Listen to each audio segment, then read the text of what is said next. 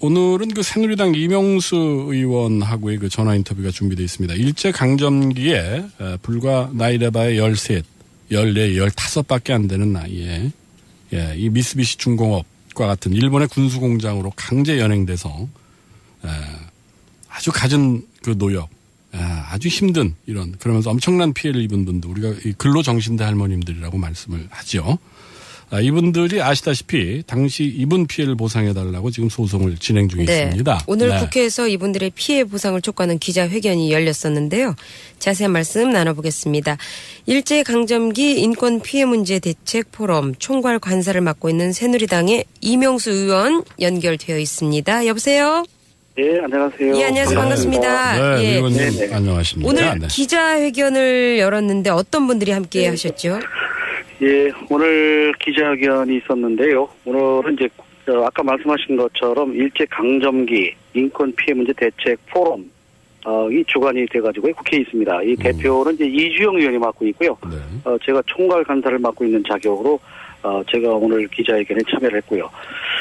특이한 것은 일본에서 나고야에서 세 분이 왔습니다. 이 세 분들이 지금 나고야 미쓰비시 근로정신대 소송 그 변호단의 변호사하고 그 대표들입니다. 네. 일본 사람 세 분이 왔고요. 네.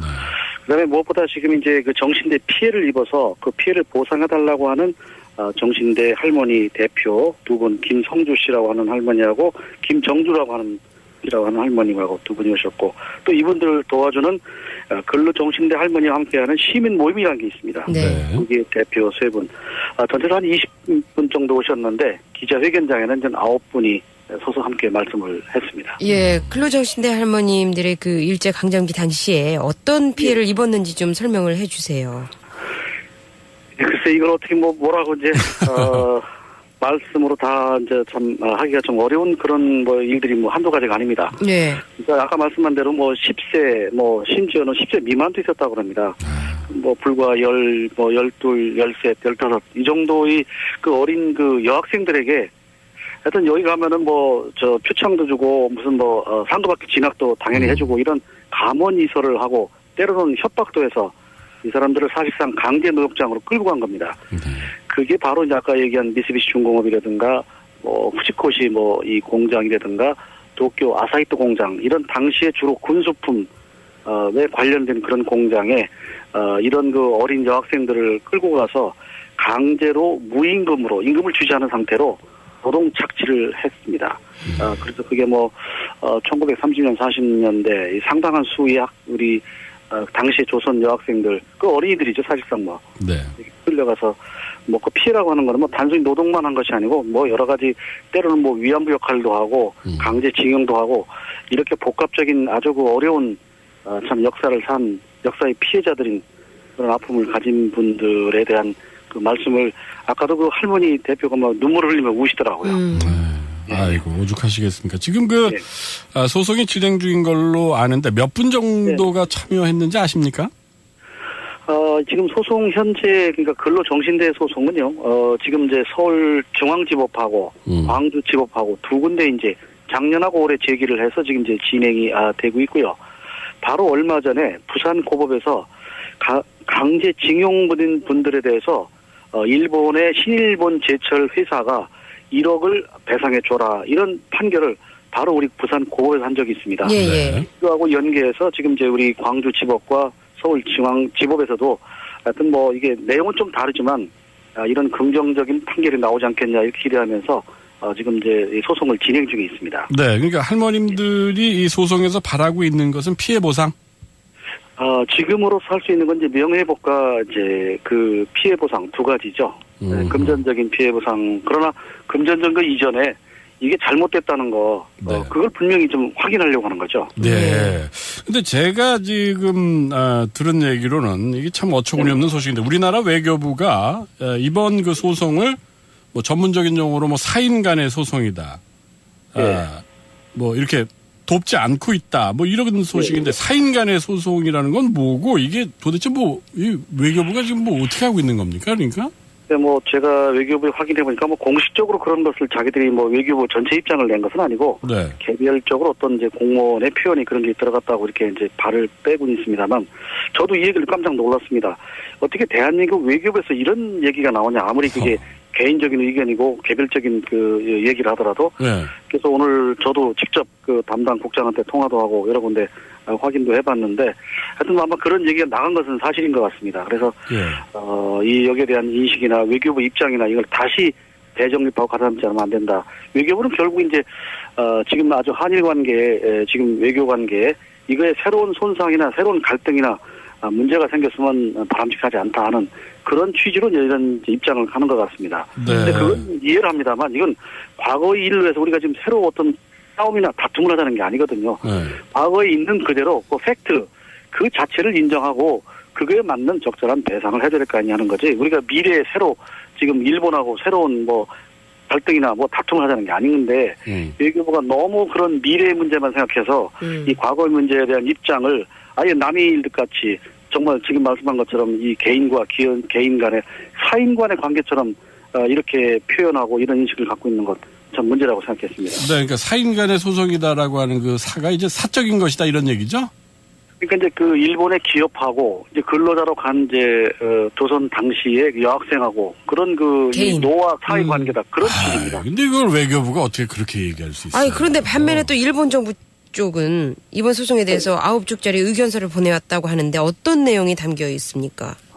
지금 말씀한 대로 일본 외교부는 굉장히 적극적입니다. 우리하고는 이제 아주 대비가 많이 되는데 한마디로 이 사람들은 지난번 우리하고 맺은 한일 청구권 협정 거기서 모든 게 다 끝났다. 이미 정리가 다 끝났기 때문에 지금 시점에 새로 무슨 임금을 지급하거나 또 임금을 달라고 하거나 임금을 지급할 권리나 의무나 아무것도 없다. 채권 채무 관계가 없다. 그러니까 지금은 아무것도 안 해도 된다. 일본 기업들이 그러니까 지금 아까 말씀한 미쓰비시나 이런 소위 그 전범 기업들이 지금에 와서 어떤 청구에 대해서 거기에 응할 의무가 없는 거고 또 그런 것들을 청구할 그런 권한도 없는 거라.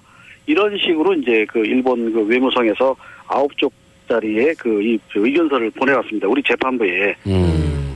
그러니까 지금 내용 읽어보 정말 경악할 만한 일이죠. 예, 뭐 이건 경악할 일입니다만은 지금 뭐 우리나라 외교부와는 달리 일단 일본 정부는 나서주고 있고 대변해 주려고 노력은 하고 있네요. 그렇죠. 자기 측에 대해서는. 예. 그러면 우리 지금 외교부 뭐 아까 뭐 사인 간의 소송이다 그러고 이제 뭐 한 발 쭉 빼고 있는 이런 외교부 행태 들은 우리 근로정신대 할머니들 뭐라 그러세요? 뭐 아까도 직접 말씀을 듣고 하면서 눈물을 흘리시는데 어불성설이죠. 어떻게 이렇게 이럴 수가 있냐 이런 얘기를 하고 저는 이제 일단 정부 입장에서 아까 말씀한 대로 일본하고의 여러 가지 외교 관계 이런 거를 이제 고려하기 때문에 그렇기는 한데 잘못됐고 저희가 거기에 대한 이제 외교부에 대한 이 조치나 이런 것들 하겠습니다. 이렇게 말씀을 드렸는데요. 저로서 아주 참 굉장히 참 아주 이 분개를 느낄 만한 그런 언행이라고 제가 판단을 했습니다. 네. 그래서 아무튼 여론에 또 국민들로부터 문매를 맡고 있는 외교부가 좀 달라진 게 있습니까? 그 이후에 어떤 변화? 외교부 입장에서도 여러 가지 이제 이런 문제에 대해서 사실은 이제 정부 내에도 이제 안전행정부도 이런 일을 관여를 하고 있고 또 이제 산업자원부는 이제 전범기업하고 관련된 또 일이 있습니다. 지금 미쓰비시나 이런 회사들이 우리 국내와 공사를 사실 많이 하고 있습니다. 특히 발전소 같은데. 그래서 여러 관련 부처가 되다 보니까 외교부는 외교부의 이제 어떤 독자적인 입장을 못 갖고 있는데 외교부가 이런 걸 전체를 추슬러 가지고 종합 판단을 해서 우리 대한민국 정부로서의 입장을 가져야 되지 않겠냐. 그래서 다시 한번 그런 입장이 잘못된 부분을 나름대로 재정리하겠다고 아까 제가 외교부 간부한테 분명히 얘기를 들었습니다. 예. 지금 의원님하고 인터뷰하고 있는데 한 청취자분이 외교부 실망이 크다. 우리나라가 그 할머님을 줘버리면 누가 그 할머님들을 달래주겠느냐 이런 문자를 보내주셨어요. 예. 그러면 지금 국회 또 우리 정부 국민들 마지막 질문이 되겠습니다만 이걸 해결하기 위해서 뭘 어떻게 해야 될 것 같습니까? 의원님께서는 보실 때? 제가 볼 때는 국회는 국회대로 정부는 정부대로 여러 가지 지금까지 좀 소극적인 입장을 적극적인 입장으로 바꿔야 되고요. 무엇보다도 이거는 인도적 차원에서 얘기가 안 되기 때문에 국제 공조를 좀 해야 됩니다. 이게 우리나라뿐만이 아니라 동남아의 다른 나라들도 유사한 그런 게 있고요. 유엔이라든가 이런 데도 이 인도적 차원의 여러 가지 그런 문제에 대해서는 굉장히 적극적인 관심을 가지고 있습니다. 그래서 이거를 단순히 한국과 일본 간의 이런 문제를 보지 말고 국제 그 인도적 차원에서 공조를 하고 협력하고 하는 일이 필요하고요.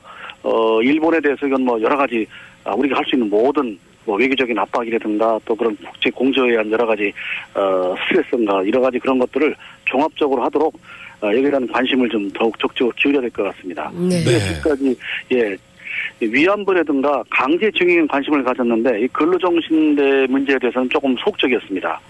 저희도 이제 다시 한번 되돌아보는 기회가 됐습니다. 네, 오늘 새누리당 이명수 의원님 말씀 드리면서 나름 조금 위로가 되고 좀 듬직하다는 그런 생각을 좀 갖게 됩니다.